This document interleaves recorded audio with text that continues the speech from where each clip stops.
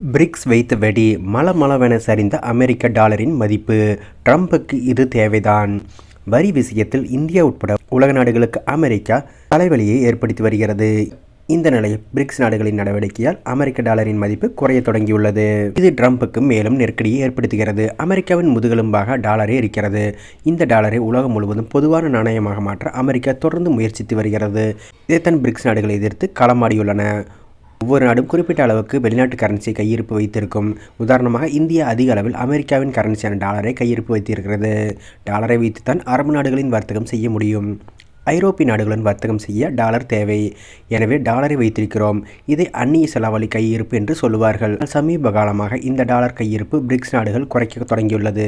அமெரிக்க டாலருக்கு பதிலாக euro, Japan yen, British pound போன்ற சர்வதேச கரன்சியும் தங்கள் சொந்த நாட்டு கரன்சியும் அதிகம் பயன்படுத்த தொடங்கியுள்ளன. இதைத்தான் கையிருப்பு பல்வகைப்படுத்தல் என்று சொல்கிறார்கள். பிரேசில், ரஷ்யா, சீனா, தென்னாப்பிரிக்கா ஆகிய நாடுகள் இந்த வேலையை செய்ய தொடங்கியிருக்கின்றன. எனவே அமெரிக்கா கலக்கமடைந்திருக்கிறது. ஏனெனில் பதுக்கும் பொருளுக்கு தான் டிமாண்ட் இருக்கும்.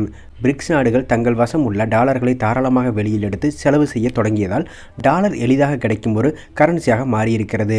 எளிதில் கிடைக்கிறது எனில் அதன் மதிப்பு இயல்பாகவே சரியும். அப்படித்தான் டாலரின் மதிப்பு சர்வதேச அளவில் குறைய தொடங்கியிருக்கிறது. DXY குறியீட்டில் டாலர் 98வது இடத்திற்கு சரிந்திருக்கிறது. இரண்டாவது காரணம் அமெரிக்க மத்திய வங்கியின் வட்டி குறைப்புதான். எந்த ஒரு நாட்டின் மத்திய வங்கி வட்டி விகிதங்கள் அதிகரிக்கும் போது முதலீடுகள் அதிகரிக்கும். ஏனெனில் இதன் மூலம் முதலீட்டாளர்களுக்கு லாபம் கிடைக்கும். அமெரிக்க மத்திய வங்கி வட்டி விகிதத்தை அதிகரித்திருக்கிறது.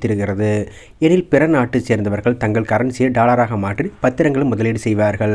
ஆனால் வட்டி குறைக்கப்படும் பொழுது இந்த முதலீடும் குறையும். எனவே இயல்பாகவே டாலரின் மதிப்பும் சரியும்.